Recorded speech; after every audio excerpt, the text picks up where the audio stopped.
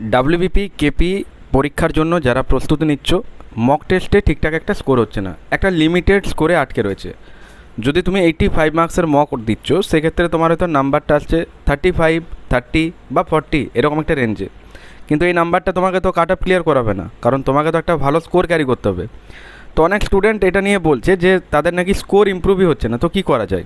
এবার তারা যখন এটা সলিউশন জানতে চাইছে, সেক্ষেত্রে আমি কমেন্ট সেকশনে যতটা পারি হেল্প করি, বাট সেটার জন্য একটা ভিডিও প্রোভাইড করা যে এটা থেকে কি করে ইমপ্রুভ করা যেতে পারে, অর্থাৎ এই স্কোরটা কী করে বাড়বে। দেখো, এটা তো কোনো একটা ভারী কোনো জিনিস না যে এইভাবে জোর দিয়ে ঠেলে দেবো স্কোরটা এগিয়ে যাবে, এমন তো না। এটা প্রপারলি এই জায়গাতে তোমাকে এখান থেকে সেট আপ করে প্রপারলি একটা স্ট্র্যাটেজির মাধ্যমে এগোতে হবে। তো সেটা কি, এই ভিডিওতে সেটা বলবো। তো আমি রাজ, রেলওয়ে চ্যালেঞ্জের ইউটিউব চ্যানেলে তোমাদের আরও একবার স্বাগত। আজকে যারা নতুন চ্যানেলে ভিজিট করছো, অবশ্যই সাবস্ক্রাইব বাটনে হিট করে দাও, আর পাশে নোটিফিকেশানটা অল করে রাখো, যাতে করে পরবর্তী ভিডিও নোটিফিকেশানগুলো পৌঁছে যায়। আর ডেসক্রিপশানে টেলিগ্রামের লিঙ্ক আছে, সেখানে অবশ্যই ভিজিট করে টেলিগ্রামে জয়েন করে নিও।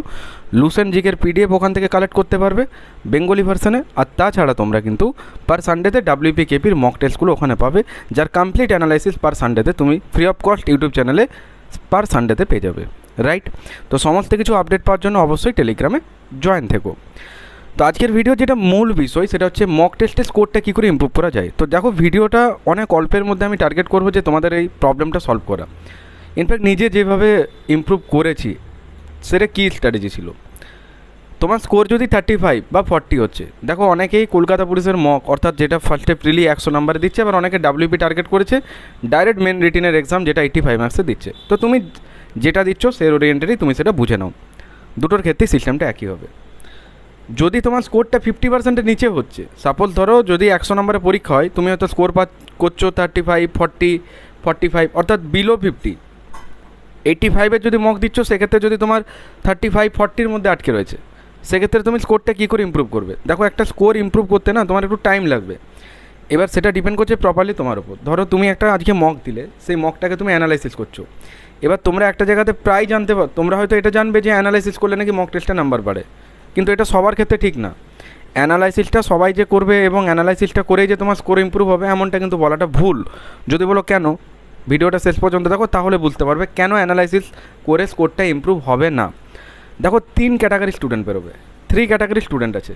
একটা হচ্ছে অ্যাডভান্স, একটা হচ্ছে লার্নার, আর একটা হচ্ছে এভারেজ, অর্থাৎ যারা এই দুটোর মাঝখানে। তো ম্যাক্সিমাম স্টুডেন্ট যারা মক টেস্ট দেয়, তারা লার্নাররা কখনোই দিতে আসবে না। কেন জানো? কারণ লার্নারদের কোনো আইডিয়াই নেই যে কোনটা ইকোনমিক্সের কোশ্চেন, কোনটা কনসিডারেশনের কোশ্চেন। ওরা এত কিছু বুঝবেই না, কারণ ওরা হয়তো ঠিকঠাক এখনও পড়াশোনাই শুরু করেনি।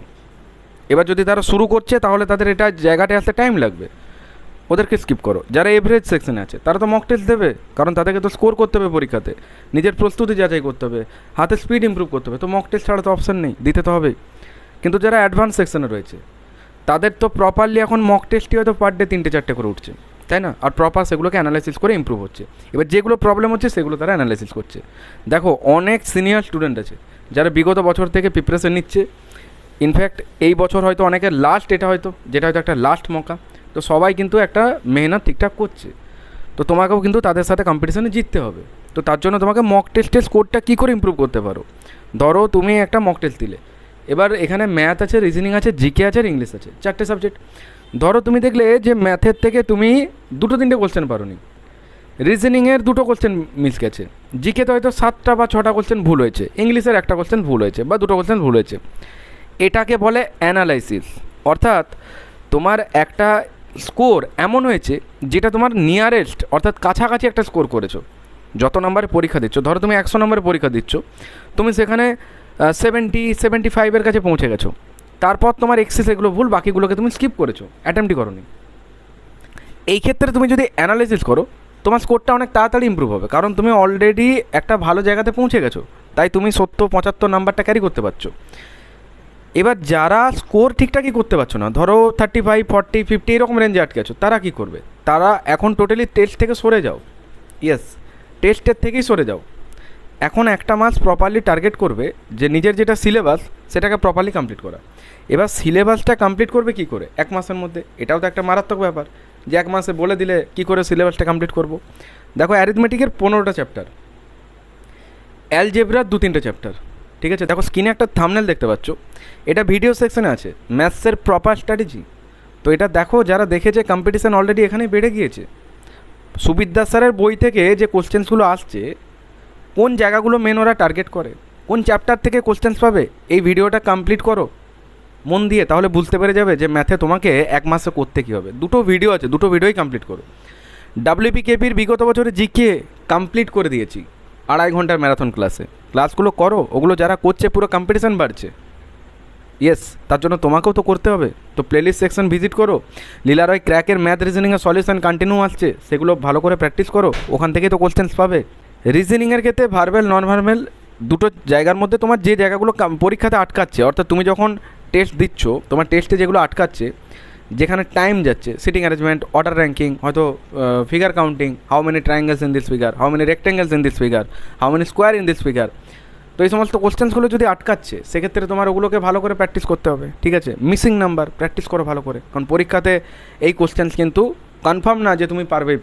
মিসিং নাম্বার প্রচুর প্র্যাকটিস করো, কিন্তু দেখা গেলো পরীক্ষাতে অন দ্যাট মোমেন্ট মনেই পড়লো না। ঠিক আছে, এক্সামিনার চাইলে এমন কিছু ডাটা দিতে পারেন যেগুলো ধরতে পারবে না, তো তার জন্য প্র্যাকটিস রাখতে হবে, যাতে তুমি পরীক্ষার হলে ওগুলোকে ক্যাচ করতে পারো উইদিন মুমেন্ট।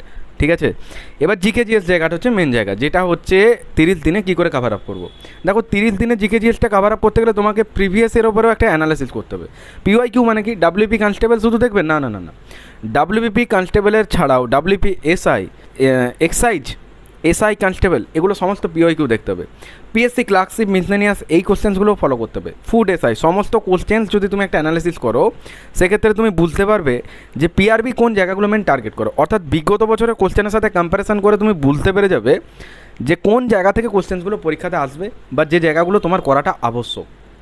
দেখো, জিকে জিএসের নাম্বার অফ কোশ্চেন্স যে ডিট্টো কমন পাবে এটা বলা ভুল, কিন্তু হ্যাঁ 25টার মধ্যে 20+ কোশ্চেন্স কমন পাবে, সেটা তোমাকে তার জন্য যোদ্ধা ব্যাচে চলে আসতে হবে।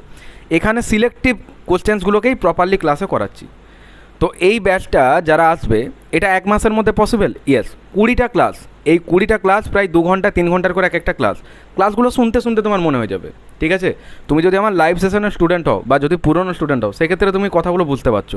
যদি তুমি নিউ ভিউয়ার্স হও, তাহলে তুমি আমার ননস্টপ র্যাপিড ফায়ার জিকে এই ক্লাসগুলো দেখতে পারো, লাইভ সেশনে ক্লাস আছে সেগুলোও দেখতে পারো, অনেক কোশ্চেন সেখান থেকেও কমন পাবে। আর যদি বলো যে 1 মাসের মধ্যে আমি এইভাবে বাড়িতে বই থেকে কী করে হাইলাইট করবো এত কোশ্চেন্স, কী করে টার্গেট করবো যে কোনগুলোকে আমাকে 1 মাসে কমপ্লিট করতে হবে, তাহলে তুমি ডাইরেক্ট যোদ্ধা ব্যাচে জয়েন করে যাও। ঠিক আছে, তো তুমি স্ক্রিনে যে নাম্বারটা দেখছো, এখানে সরাসরি হোয়াটসঅ্যাপে লিখে দিও WPKP যোদ্ধা ব্যাচ। ঠিক আছে, তোমাকে সম্পূর্ণ এখানে ডিটেলস জানিয়ে দেওয়া হবে। ফিস বেশি রাখা হয়নি, অনলি 200, একবারই পে করতে হবে, জাস্ট 200 টাকা একবার পে। এবার তোমার কাছে একটা গ্রুপের লিঙ্ক যাবে, সেখানে জয়েন করতে হবে। সেই গ্রুপে তুমি যখন জয়েন থাকবে, ক্লাস ওরিয়েন্টেড আপডেট ওখান থেকে পেয়ে যাবে। এখন টেস্টগুলো বাকি আছে। এবার এই 20টা ক্লাসে কী কী আছে ভালো করে শুনে রাখো, ভালো করে শোনো। 20টা ক্লাসে কী কী পাবে: history, geography, economics, constitution, physics, chemistry, biology, static GK, 2024-এর সিলেক্টিভ কারেন্ট অ্যাফেয়ার্স। এবার তোমার মনে প্রশ্ন আসছে যেটা কী করে পসিবল 20টা ক্লাসের মধ্যে এতগুলো রাখা। তার জন্য তোমাকে এখানে আসতে হবে। দেখো, যে জায়গাগুলো ডেসক্রিপটিভ জানাটা আবশ্যক সেগুলো ডেসক্রিপটিভ করিয়ে দিয়েছি, কিন্তু যেগুলো পিআরবি কোশ্চেন রাখে এমন জায়গা থেকে, যেগুলো তোমার ওই ওরিয়েন্টেড ডাটাগুলো যদি তোমার কাছে ক্লিয়ার থাকে, তাহলে কিন্তু তুমি পরীক্ষাতে ইজি কমন পাবে। যেরকম সাতবাহন বংশ থেকে যেরকম প্রতিষ্ঠা থাকে, ওদের রাজধানী কি, শ্রেষ্ঠ রাজাকে, ঠিক আছে, নাসিক প্রশস্তিটা কে লিখেছে, এক ব্রাহ্মণ কাকে বলা হয়, গো ব্রাহ্ম কাকে বলা, এই ওরিয়েন্টেড টার্মগুলোকে না প্রপার লিঙ্ক আপ পাবে ওখানে। একটা কোশ্চেন থেকে অ্যানাদার কোশ্চেন কী করে জিকে পড়ার পর কী বলো যে ভুলে যাচ্ছি, সব পড়েছি তবু কিন্তু ভুলে যাচ্ছি, সালগুলো মনে করতে পারছি না, অপশান দেখছি তাও মনে আসছে না। এটা কেন হচ্ছে? কারণ তুমি লিঙ্ক করে রাখতে পারছো না, তোমার তো লিঙ্ক আপটা দরকার, তাই না? তো যেটা কমপ্লিট তুমি যোদ্ধা ব্যাচে পাবে। এখানে প্রপারলি ক্লাসগুলো যেভাবে করেছি, তুমি জাস্ট ক্লাসগুলো শুনতে শুনতে তোমার মুখস্থ হবে। তো ক্লাস নোট পিডিএফ এখান থেকে পেয়ে যাবে। তুমি যদি বলো যে আমি নোট করবো, তার জন্য পিডিএফ পাবে, পিডিএফ থেকে নোট করে নেবে। এছাড়া যে ক্লাসগুলো রয়েছে, ক্লাসগুলো প্রপারলি একটা কপিতে তোমাকে নোট করতে হবে। দেখো, 1 মাসের মধ্যে জিকেটা কমপ্লিট করার জন্যই আমি কিন্তু এটা বলছি। এই ব্যাচটা হচ্ছে মেনলি জিকে কুইক রিভিশন। তো অনেক স্টুডেন্ট রয়েছে, তো যারা এই ব্যাচে রয়েছে তারা এইটুকু কনফার্ম ধরে রাখো, আউট অফ 25 তারা 20-র কাছে স্কোর করে দেবে, এতটুকু শিওরলি বলতে পারি। ঠিক আছে, কারণ তারাও যখন পরীক্ষা দেবে আমি তোমাদেরকে বলবো যে হ্যাঁ, আরপিএফেও যারা পরীক্ষা দিয়েছে এখান থেকে কোশ্চেন্স কমন পেয়েছে 30টার কাছে, কেউ 27টার কাছে, কেউ 24টা, যেখানে আরপিএফ এসআই কনস্টেবলের জিকে জিএস বুঝে নাও কী লেভেলের ছিল। তো মেন আমি এটা টার্গেট করেছি WPKPর মেন এক্সামকে, WPKPর মেন এক্সামকে এটা টার্গেট করা আছে। তো পিআরবির টার্গেট করা কোশ্চেন্স প্রপার অ্যানালাইসিস করে এই ক্লাসগুলো হচ্ছে। এখন মক টেস্টগুলো বাকি হয়েছে, তো আমি ক্লাসে যেগুলো টেস্ট করাবো সেগুলো গুগল মিটে হবে। তো তুমি যদি ক্লাস অ্যাবসেন্ট করো সেক্ষেত্রে তোমার কাছে রেকর্ডেড দেখার সুবিধা থাকবে। এখন প্রিভিয়াস ক্লাসগুলো রেকর্ড পাবে, দেন তুমি নতুন যেগুলো টেস্ট হবে সেগুলো কিন্তু সরাসরি গুগল মিটের লাইভে ক্লাস করতে পারবে। বোঝা গেছে? প্লাস সেগুলো রেকর্ডও পেয়ে যাবে, আর যোদ্ধা ব্যাচের প্রপার পিডিএফটাও পেয়ে যাবে। এগুলোর জন্য মাত্র একবারই পে করবে 200। তো তোমার যদি মনে হয় যে জিকেটাকে আমি প্রপারলি স্ট্রং করব আর পরীক্ষাতে র্যান্ডাম একটা ভালো জিকেতে স্কোর করতে চাই, তাহলে দেরি না করে সরাসরি জয়েন করো, কারণ 1 মাসের মধ্যে তোমার এটা কমপ্লিট হবে। আর পরীক্ষার আগে যেটা সবদিকে মেন, জিকেটাকে কুইক রিভিশন দেওয়ার জন্য, যেটা তোমার এই যোদ্ধা নোটটা তোমার অনেক হেল্প করবে। বুঝতে পারলে? তো জিকে, ম্যাথ, রিজনিং। এবার ইংলিশ কোন জায়গাগুলো মেন করতে পারো? ইংলিশের দেখো synonym, antonym, idiom, one word এগুলো অনেক রয়েছে, ঠিক আছে? তো অনেকে বুঝতে পারে না যেগুলো কী করে করবো। অনেকে হয়তো ডেলি 5টা করে করছো, কেউ 7টা করে করছো, কিন্তু মেনলি ইংলিশের মধ্যে থেকে যে জায়গাগুলো তোমাকে করতেই হবে তার ওরিয়েন্টেড একটা ক্লাস আমি তোমাদেরকে দেবো। তো সেটা মঙ্গলবার বা বুধবার করে তোমরা ওই ক্লাসটা পাবে। প্রপার ইংলিশের যে স্ট্র্যাটেজি প্ল্যান, মানে ইংলিশের কোন জায়গাগুলো কভার আপ করলে 7 নাম্বার পর্যন্ত তুমি ক্যারি করতে পারবে। ইয়েস, 7টা নাম্বার তোমার জন্য কনফার্ম। তার জন্য ইংলিশের কোন জায়গাগুলো করতেই হবে তোমাকে, কোন কোশ্চেন্সগুলো মেন বারবার এসেছে বা যে কোশ্চেন্স পাবেই পাবে, সেটার উপর প্রপার অ্যানালিসিস করে ভিডিওটা প্রোভাইড করে দেবো, যেটা হচ্ছে তোমার মঙ্গলবার বা বুধবার করে ভিডিওটা পাবে। তো নিউ ভিউয়ার্স হলে সাবস্ক্রাইব করে রাখো, আর অবশ্যই নোটিফিকেশানটা অল করে রাখো। দুপুর 3টে যেটা লাইভ সেশন, এবার লাইভ সেশনের টাইমটা চেঞ্জ হবে, ঠিক আছে? তো এই ওরিয়েন্টেড আপডেটের জন্য তোমরা টেলিগ্রামে জয়েন থাকবে। তো লাইভ জিকে যেটা কুইক রিভিশন করি লাইভ সেশনে, সেটার টাইমিংটা চেঞ্জ হবে, বাট তার জন্য আমি একদিন লাইভে আসবো সোমবার দুপুর 3টেই।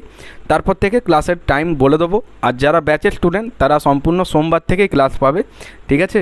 ম্যাথ চ্যালেঞ্জার বলো, জিকে কুইক রিভিশন, যোদ্ধা ব্যাচ, যেগুলো ক্লাস সেগুলো কিন্তু তোমরা মন্ডে থেকে পাচ্ছ। আর মন্ডেতে দুপুর 3টেয় লাইভ সেশনে তোমাদের কাছে জিকে কুইক রিভিশন যেমন হতো আসবো, দেন লাইভ সেশনের টাইমটা জানিয়ে দেবো। আর ক্র্যাকের সলিউশন প্লেলিস্ট সেকশনে পাচ্ছ ম্যাথ, রিজনিং। তো ওগুলো খুব রিসেন্ট আমি কমপ্লিট করব, কারণ ডাব্লিউপির যেটা লীলা রয়ের ক্র্যাকটা রয়েছে সেটাকে টার্গেট নিয়েছি কমপ্লিট করব। ওকে, আর খুব শীঘ্রই আসতে চলেছে তোমাদের জন্য রিজনিংয়ের চ্যাপ্টার ওয়াইজ ক্লাস। তো ভার্বাল নন ভার্বালের যে কোশ্চেন্সগুলো রয়েছে সেগুলো প্রপারলি চ্যাপ্টার ওয়াইজ কমপ্লিট করাবো, যাতে করে এখান থেকে একটা নাম্বারও তোমার কিন্তু স্কিপ না হয়। তো অবশ্যই তুমি এই সমস্ত ভিডিওগুলো পাওয়ার জন্য নতুন হলে এই চ্যানেলটার সাথে যুক্ত হয়ে যাও। আর মক টেস্টের স্কোরটা ইমপ্রুভ কী করে করবে সেটার উপর প্রপার অ্যানালাইসিস করার জন্য তোমাকে জানতে হবে সিলেবাসটা। সিলেবাস কমপ্লিট থাকলে তোমার স্কোর এমনি ইমপ্রুভ হবে। তো অটোমেটিক তুমি এগুলোকে ভালো করে ঠিকঠাক করলে তোমার স্কোর ইমপ্রুভ হবে। 40 থেকে 50, 50 থেকে 60, 60 থেকে 70, আস্তে আস্তে আসবে। এটা একদিন দুদিনের জিনিস না, এটার জন্য 1 মাস 2 মাসও লাগতে পারে, কিন্তু তার জন্য প্রপার অ্যানালাইসিস চাই, যে অ্যানালাইসিসটা তোমাকে এগিয়ে দেবে। এবার যারা এভারেজ সেকশনের স্টুডেন্ট আছো তাদেরকে কী করতে হবে, তাদেরকে একটু একটু করে সিলেবাসটা কমপ্লিট করে মক টেস্টগুলোকে ইমপ্রুভ করতে হবে, ঠিক আছে? তো আজকে এই পর্যন্ত রাখছি।